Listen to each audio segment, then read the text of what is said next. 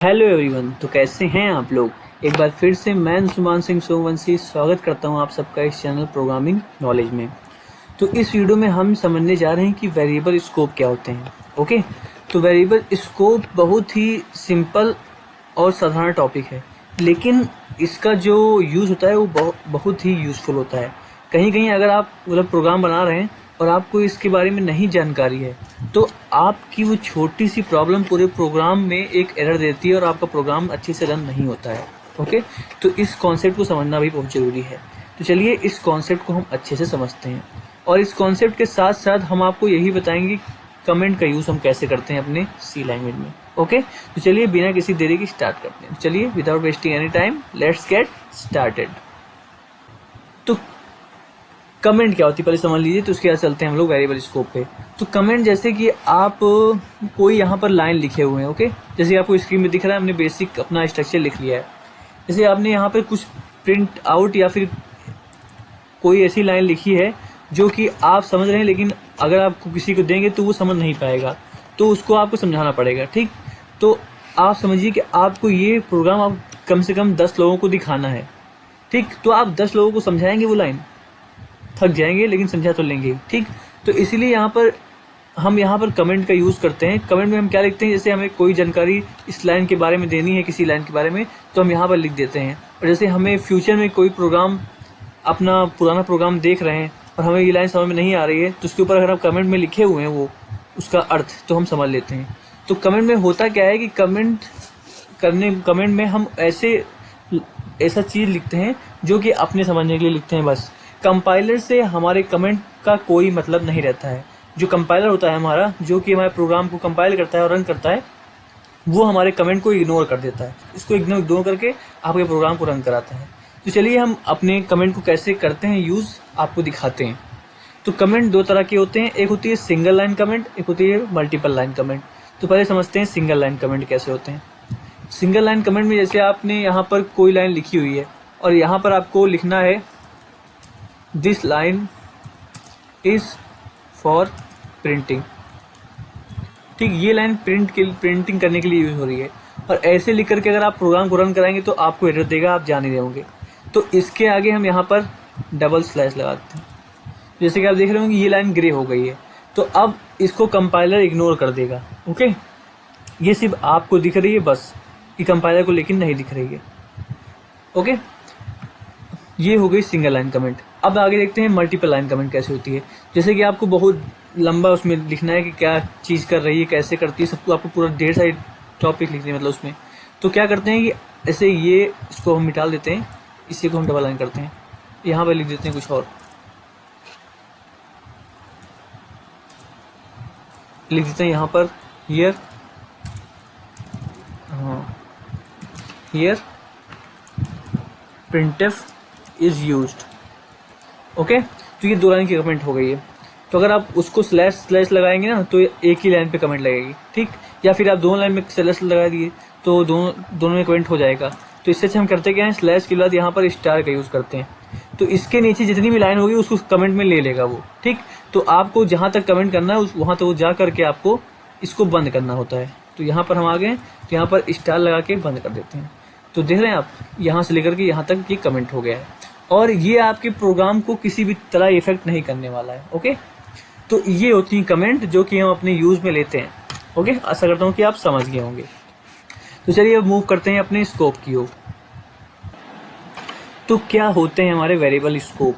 तो स्कोप का मतलब होता है उसका एरिया, मतलब उसका जो यूज करने का एरिया है, मतलब हम किसी भी वेरिएबल को कहाँ तक यूज कर सकते हैं अपने प्रोग्राम में। ओके, ऐसा तो है नहीं कि आपने एक वेरिएबल का डिक्लेयर किया, ओके, उसमें एक वैल्यू रखी, अब उस वेरिएबल को आप हर फंक्शन हर प्रोग्राम में उसको यूज कर ले रहे हैं। ऐसा नहीं होता है। हर वेरिएबल की एक एरिया डिसाइड होता है और उस एरिया के अंदर ही आप उस वेरिएबल का यूज कर सकते हैं। उसे ही हम कहते हैं scope of a variable. Okay, तो हमारे सी लैंग्वेज में 3 तरह के वेरिएबल स्कोप दिए गए हैं। पहले को हम कहते हैं लोकल स्कोप, और दूसरा होता है ग्लोबल स्कोप, और तीसरा होता है फंक्शन आर्गुमेंट। ओके, तो फंक्शन आर्गुमेंट और लोकल स्कोप आप पढ़ चुके हैं, लेकिन आपको मालूम नहीं है, अभी आपको मालूम हो जाएगा। ग्लोबल क्या होता है वो आपको हम बताएंगे इसमें। ओके, तो चलिए शुरू करते हैं लोकल स्कोप से।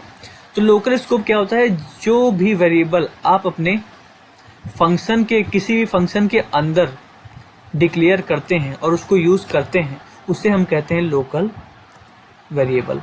ओके, जैसे कि ये आपका मेन एक फंक्शन है, आपने इसके अंदर एक वेरिएबल बनाया है और उसका यूज कर रहे हैं आप, तो उस वेरिएबल का यूज आप इस मेन फंक्शन के अंदर ही कर पाएंगे।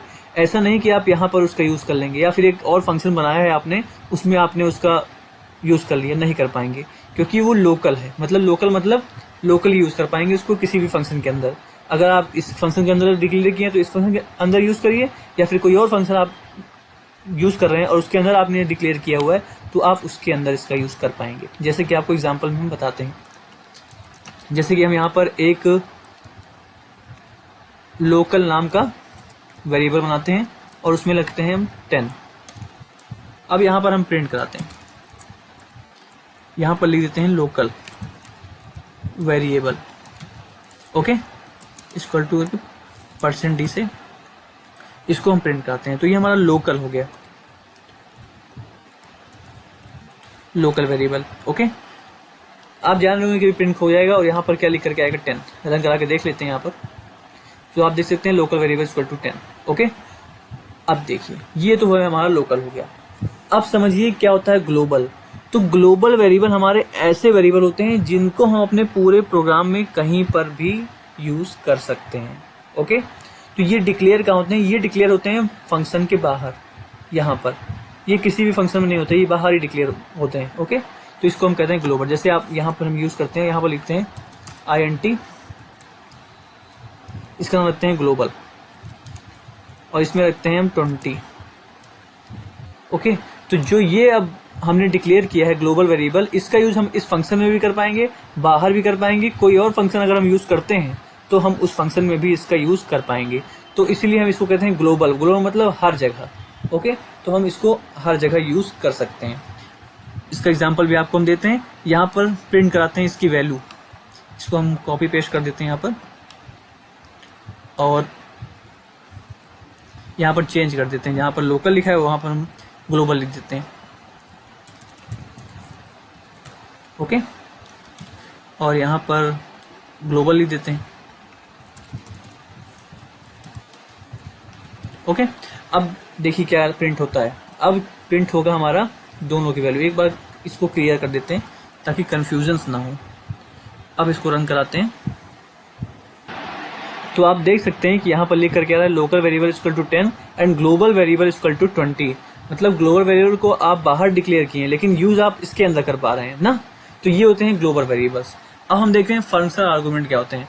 तो वो ऐसे वेरिएबल्स होते हैं जिनको आप किसी फंक्शन में पास करते हैं। आपने पिछले वीडियोस में देखा होगा कि हमने फंक्शन बनाया था और हमने फंक्शन के साथ एक वैल्यू पास की थी, आर्गुमेंट जिसे कहते हैं। ओके, तो उसी वैल्यू को हम कहते हैं आर्गुमेंट वेरिएबल्स होते हैं वो हमारे। तो वो क्या होते हैं, वो हमारे किसी भी फंक्शन में ही यूज होते हैं। जैसे हमने यहाँ से उसको शेयर किया अपने किसी फंक्शन में, तो हम जिस फंक्शन में उसको शेयर कर रहे हैं ना, उसी फंक्शन में उसका हम यूज कर पाएंगे और किसी में नहीं कर पाएंगे। ठीक है, तो इसीलिए उसको हम कहते हैं फंक्शन आर्गुमेंट वेरिएबल्स। उसका भी एग्जाम्पल हम देखते हैं अभी। चलिए एक फंक्शन बनाते हैं और उसका नाम रखते हैं क्या, फंक्शन का नाम रखते हैं फंक कर देते हैं। ये रिटर्न कुछ नहीं करेगा, तो यहाँ पर जेनरिक रिटर्न टाइप यूज कर लेते हैं वाइड। ओके, फंक नाम का वेरिएबल और ये INT टाइप की वैल्यू लेगा। ओके, चलिए अब यहाँ पर डिक्लेयर करते हैं उसको वाइड फंक, और वेरिएबल का नाम आप कुछ भी रख सकते हैं। ठीक है, कोई दिक्कत नहीं है। यहाँ पे n रख देते हैं। अब यहाँ पर हम प्रिंट कर देते हैं। क्या प्रिंट करते हैं, एक काम करते हैं, ग्लोबल भी प्रिंट कर देते हैं ताकि आपको ग्लोबल का भी एग्जांपल देखने को मिल जाए कि ग्लोबल को हम कहाँ तक यूज कर सकते हैं। ओके, तो चलिए यहाँ पर ग्लोबल भी प्रिंट कर देते हैं और हमारा जो आर्गुमेंट वेरिएबल होगा उसको भी यहाँ पर प्रिंट कर देते हैं। ठीक है, जो कि है हमारा n। चलिए इसको अब रन कराते हैं। रन, एक मिनट, इसको कॉल कर लेते हैं ना, वरना ये कॉल ही नहीं होगा तो फंक्शन रन कैसे होगा। और इसमें पास कर देते हैं हम 30, क्योंकि INT टाइप है तो INT टाइप पास करेंगे। चलिए अब इसको क्लियर करते हैं अब इसको रन करा देते हैं। तो देख रहे हैं आप कई सारे आउटपुट्स आ गए हैं। तो पहले समझते हैं, पहले हमारी ये दो लाइन प्रिंट होगी, local variable equal to 10 and global variable equal to 20।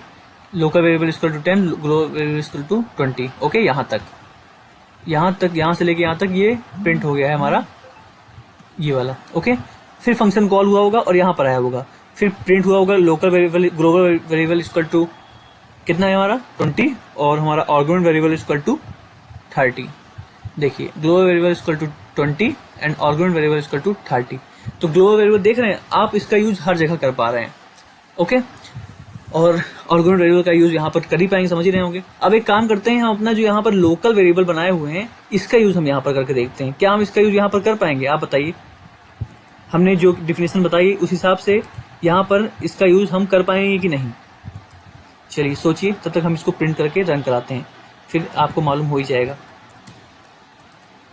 Okay, local variable, और यहाँ पर हम लिखते हैं लोकल। ओके, चलिए इसको सेव करते हैं और इसे क्लियर करके रन कराते हैं। लेकिन रन कराने से पहले हम यहाँ पर लाइन ब्रेक कर देते हैं ताकि आपको क्लियर दिख सके। उसमें ना एक ही लाइन में ढेर सारा प्रिंट हो रहा है तो क्लियर नहीं दिख रहा। ओके, तो लाइन ब्रेक कर देते हैं। चलिए, हो गई ब्रेक। तो आशा करता हूँ कि आपके दिमाग में आंसर आ गया होगा। चलिए अब देखते हैं क्या आएगा आउटपुट।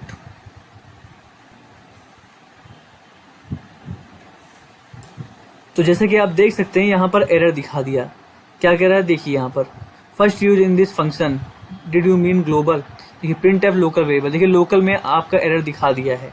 ओके, तो इसका मतलब ये है कि आप लोकल का यूज सिर्फ अपने एक फंक्शन के अंदर ही कर सकते हैं, उसके बाहर आप इसका यूज नहीं कर सकते। ओके, तो आशा करता हूँ कि आपका जो कॉन्सेप्ट होगा वो क्लियर हो गया होगा। अब इसी बहाने आपको कमेंट का भी एग्जांपल देते हैं, इसको कमेंट कर देते हैं, तो जो हमारा कंपाइलर है उसको इग्नोर कर देगा। ओके, इसको क्लियर करते हैं और इसको फिर से सेव करके हम रन कराते हैं और रन करा के देखते हैं। तो जैसा कि आप देख पा रहे होंगे कि हमारा प्रोग्राम सही से रन हो गया है। ओके, कंपाइलर ने इस लाइन को इग्नोर कर दिया है क्योंकि हमने इसे कमेंट कर दिया। ओके, तो देखिए, local variable equal to 10, global equal to 20, global equal to 20 and argument variable equal to 30। तो ये होते हैं हमारे स्कोप ऑफ ए वेरिएबल। कहीं कहीं अगर आप प्रोग्राम बनाएंगे तो ऐसी गलतियां हो जाती हैं जैसी हमने यहाँ पर प्रिंट किया हुआ है। आप करते क्या है कि आपने उसको किसी और स्कोप में मतलब डिक्लेयर किया है और उसको कहीं और यूज कर रहे हैं। ठीक है, वो अभी बड़ा प्रोग्राम बनाएंगे तो उसमें छोटा सा लगता तो है कि आप इसे यूज कर लेंगे, लेकिन कर नहीं पाते। ठीक, तो अगर आपका ये कॉन्सेप्ट अभी से ही क्लियर रहेगा तो आपको आगे कोई दिक्कत नहीं होने वाली है। तो आशा करता हूँ कि आप ये पूरा कॉन्सेप्ट अच्छे से समझ गए होंगे। अगर नहीं समझे तो इस वीडियो को फिर से देखिए, समझ जाएंगे। और अगर कोई आपके पास दिक्कत है, कोई प्रॉब्लम आपके दिमाग में है, तो आप हमसे कमेंट सेक्शन में पूछ सकते हैं। ओके, तो इस वीडियो में हम इतना ही रखते हैं, फिर से मुलाकात करते हैं आपके साथ एक नए वीडियो में। तब तक के लिए धन्यवाद।